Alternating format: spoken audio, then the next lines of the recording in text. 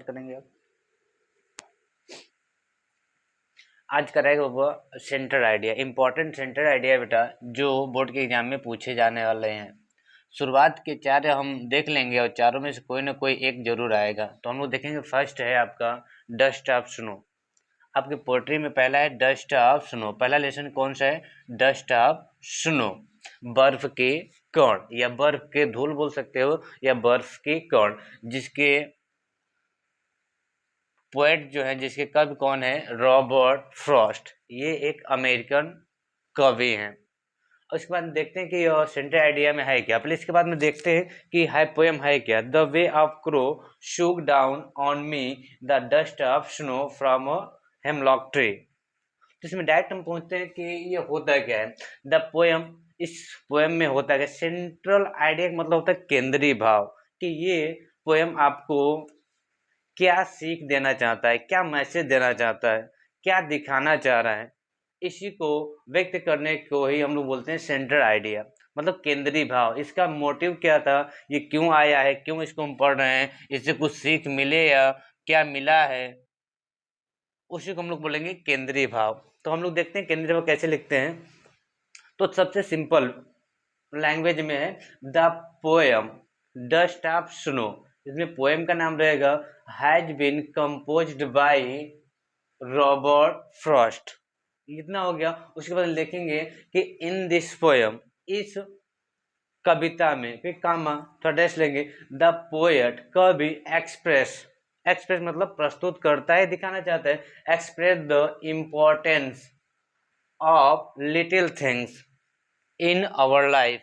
मतलब इस कविता में जो पोएट है, जो कवि है, वो दिखाना चाहता है, एक्सप्रेस मतलब प्रस्तुत करना चाहता है, इम्पोर्टेंस ऑफ लिटिल थिंग्स। ये बहुत इंपॉर्टेंट है, मेन की पॉइंट यही है कि इस पोएम का अगर बोलेंगे की पॉइंट क्या है, तो बोलेंगे इम्पोर्टेंस ऑफ लिटिल थिंग्स, यानी छोटी छोटी चीजों के महत्व के बारे में दिखाना चाहता है ये कवि। इन आवर लाइफ, हमारे जीवन के छोटे छोटे महत्व के बारे में ये दिखाना चाहता है। जैसे और लिटिल थिंग्स, छोटी चीजें, और little things can change our mood in our life. ये जो छोटी चीजें होती हैं, ये हमारे जीवन की छोटी एक छोटी चीजें होती है जो हमारे जीवन के मूड को, हमारे सॉरी लिखा क्या देखते हैं, a little things can change, यानी छोटी वस्तुएं चेंज कर सकती हैं आवर मूड, हमारे स्वभाव या हमारे मूड को, इन आवर लाइफ। अब स्वभाव या मूड बोले, मूड हमको लिखना है इसलिए मूड ही रखते हैं कि हमारे लाइफ के मूड को क्या कर सकती हैं, चेंज कर सकती है। जैसे इसमें किसका प्रयोग हुआ है, इस पोएम में किसका प्रयोग किया है, तो the poet has express crow and hemlock tree. वो क्रो और हेमलॉक ट्री के माध्यम से हमको दिखाना चाहता है कि जो कौवा होता, क्रो मतलब कौवा जो होता है, वो एक मनहूस माना जाता है, काय काय करता है तो हम लोग को अच्छा नहीं मानते। हेमलॉक ट्री ये पॉइजनस ट्री है, पॉइजनस मतलब जहरीला पौधा होता है। ये दोनों जबकि क्या है, ये सिंबल ऑफ है, ये सिंबल मतलब प्रतीक है किसके, नेगेटिव थॉट्स के। इनसे क्या होता है, इनको कोई देख लेता है सुबह सुबह, कहते हैं आज हमारा कौवा काय काय बोल रहा है, और ये हेमलॉक ट्री पॉइजनस तो है ही है। तो यानी कि अब हेमलॉक ट्री जो है और ये क्रो है, दोनों क्या है बेटा, ये नेगेटिव थॉट्स को दिखाते हैं। यानी कि इनके माध्यम से फिर भी crow and hemlock tree in this poem, इस कविता में, that are symbol of negative thoughts, that are symbol of negative thoughts, but these things things change the poet mood. फिर भी ये नेगेटिव है, हमारे नेगेटिव थॉट्स को शो करते हैं, फिर भी ये पोएम को, मूड को चेंज कर दिए हैं, अनहैप्पी टू हैप्पी। और क्वेश्चन भी पूछा जाता है कि जो पोएट था वो किस, कैसा, मतलब उसका मूड कैसा था, तो बोलेंगे अनहैप्पी था, अनहैप्पी होके गया उधर। और उसके माध्यम से आपको पता है पोएम में, पोएट में क्या, इस पोएम में क्या होता है, तो यानी कि सेंटेंस यही है। इसके आगे आप बढ़ाना चाहो, things change the poet mood, unhappy to happy, unhappy to happy, and save some part of life, some part of life, यानी कि उसका जो समय था वो बचा लिया, जिसको वो बर्बाद कर देता, टेंशन में था। अब हम लोग ट्री के माध्यम से, हेमलॉक ट्री तथा क्रो के माध्यम से उसका मूड क्या हो गया, चेंज हो गया, अनहैप्पी टू हैप्पी लिख सकते हैं। अगर लिखना बढ़ाना चाहो तो बढ़ा सकते हैं, तो इतना ही सफिशिएंट है, 3 नंबर के लिए आता है और 3 नंबर के लिए ये बहुत ही सफिशिएंट है। तो बोलेंगे but these things change the poet mood unhappy to, बढ़ाना चाहो तो बढ़ा सकते हो बेटा, unhappy to happy, unhappy to happy, मतलब नाखुश था यानी कि उदास था और उसका मूड कैसा हो गया, चेंज हो गया, किसके माध्यम से, क्रो और हेमलॉक ट्री के माध्यम से। चलिए अब अगला देखेंगे, दूसरा कौन सा पोएम है, पोएट।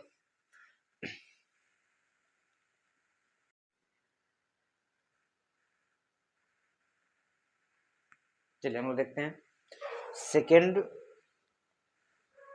पोएम है आपकी fire and ice, fire and ice.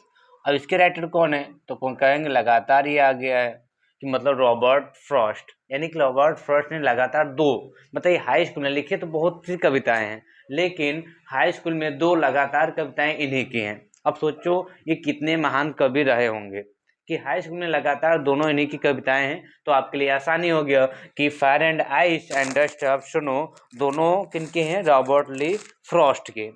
तो तीर आसान हो गया, तो वही लिखेंगे, फॉर्मेट मेरा वही रहेगा, क्या रहेगा देखेंगे, the poem fire and ice has been composed by Robert Frost. अगर आपको इसको बढ़ाना है तो लिखेंगे कंपोज्ड बाय अमेरिकन पोएट या American famous poet Robert Frost.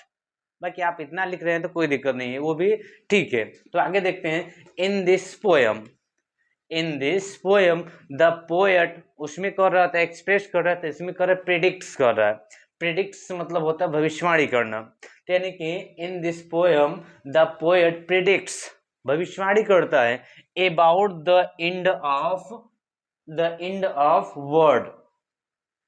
इस कविता में जो कवि है वो संसार के खत्म होने के बारे में बताता है, प्रेडिक्ट मतलब भविष्यवाणी करता है, यानी संसार के, यानी predict about the end of word, end of word, predict क्या करता है, about the end of word. क्या हमको लिखना है ये हिंदी तो लिखना नहीं है, इसलिए हिंदी कोई जरूरी नहीं है, तो बोलेंगे the poet predicts about the end of the world. Some people कुछ लोग, से मतलब कहते हैं, कुछ लोग कहते हैं, दैट द वर्ड कि संसार, दैट मतलब कि, द वर्ड मतलब संसार, will be end in ice. कुछ लोग कहते हैं कि ये जो संसार है ये आइस से खत्म हो जाएगा, आइस में खत्म हो जाएगा। In this poem, in this poem fire and, अच्छा चलिए देखते हैं, अब जैसे बोला है ना, the world some people say that the world will be end in ice, and आप लगा के लिख सकते हैं, and some people say that the world will be end in fire. आप एक लाइन बढ़ाना चाहें तो बढ़ा सकते हैं, यहाँ पे जहाँ आइस लेकर आप क्या कर सकते हैं कि फायर। कुछ लोग कहते हैं कि ये संसार जो होगा वो बर्फ से खत्म हो जाएगा, और कुछ लोग कहते हैं कि ये जो संसार है ये आग से खत्म हो जाएगा। तो आग है क्या रियल में, एक तो होता है, 2 मीनिंग होती है, एक तो होता है आपको कि मीनिंग जो होता है पोएम, मतलब कभी जो होते हैं वो बहुत बड़ी चीज बोल देते हैं और सिंपल शब्दों में, इसलिए हर चीज का 2 मीनिंग होता है, एक तो होता है शाब्दिक अर्थ, एक होता है उसका पोएट्रिक वाला, जिस पोएट्रिक अर्थ में क्या बताना चाहता है। जैसे कि हम लोग पढ़े होंगे कनक कनक थे, कनक कनक तो 2 बार आ गया था, एक बार कनक का मतलब होता है सोना, एक बार धतूरा, इसी प्रकार से इसमें कुछ न कुछ छिपा जरूर रहता है। जैसे आपको सीधा दिख रहा होगा आइस, तो बोलेगा आइस होता क्या है, फायर, फायर होता क्या है, आप तो फायर मतलब आग, अगर आप अगर पृथ्वी का जिसको बोलते हैं टेम्परेचर, अगर पृथ्वी का टेम्परेचर क्या होगा,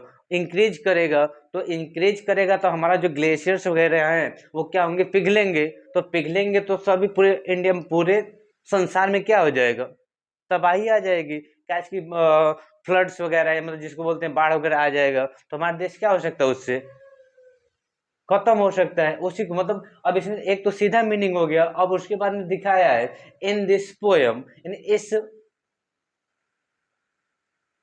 कविता में फायर आर सिंबल ऑफ, जो फायर है, जो फायर मतलब आग है, सिंबल मतलब प्रतीक है, ऑफ एंगर, जो किसको दिखाता है, एंगर मतलब गुस्से को दिखाता है, एंड पैशन जुनून को दिखाता है, किसी पाने की जुनून, and ice are symbol of हेटेड, जो घृणा को दिखाता है, एंड जीलियस, जीलियस मतलब नफरत को दिखाता है, ईर्ष्या को दिखाता है। तो यानी कि जो फायर है वो किसका सिंबल है, इसको ध्यान देंगे, the fire are symbol of anger and passion, anger मतलब क्रोध बोल दो, एंड पैशन मतलब जुनून को दिखाता है, एंड जो eyes are symbol of hated, hated मतलब घृणा, एंड जीलियस मतलब ईर्ष्या को दिखाता है। इफ, अब मेन की पॉइंट क्या है बाबू, इसको लिखना बहुत जरूरी है कि इफ मतलब यदि, we do not, we do not control emotions, यदि हम अपनी भावनाओं पे कंट्रोल, नियंत्रण नहीं रखते हैं, एंड डिजायर्स, अपनी इच्छाओं पे नियंत्रण नहीं कर पाते हैं, we will be on the verge of self destruction, हम तबाही, स्वयं के तबाही के कारण बनेंगे, यानी कगार पे पहुंच जाएंगे, स्वयं के तबाही के कगार पे पहुंच जाएंगे, यानी कि स्वयं के तबाही के कारण खुद बनेंगे। तो एक बार अच्छे से देखो और इसको थोड़ा समझने का और याद करने का प्रयास कीजिए। सिंपल सिंपल मीनिंग है, अगर एक बार पढ़ोगे तो आपको जल्दी से याद हो जाएगा। जैसे प्रिडिक्ट मतलब क्या होता है, भविष्यवाणी करना, पीपल आपको पता है लोग होता है, उसके बाद देखेंगे पैशन, पैशन जुनून, और उसके बाद एंगर गुस्सा क्रोध, सिंबल तो आपको प्रतीक है, हेटेड मतलब घृणा, और जीलियस मतलब, जीलियसी मतलब नफरत, या फिर बोल देंगे ईर्ष्या। तो इफ भी बस दो चीजें, इसको तो आप कंफर्म ही कर लो कि वर्ड ऑफ सेल्फ डिस्ट्रक्शन, यानी कि स्वयं के तबाही के कगार पे, मतलब स्वयं की तबाही, यानी कि इसको we, if desires we will be on the verge of self destruction. तो इसमें यही इंपॉर्टेंट है कि we will be on the verge of self destruction, स्वयं के तबाही का कारण बनेंगे। ये बहुत प्यारी कविता है बेटा, फायर एंड आइस। फायर दो लेटर में, एक लेटर मीनिंग होता है, एक शाब्दिक मीनिंग होता है। तो इसको हम देखेंगे अच्छे से।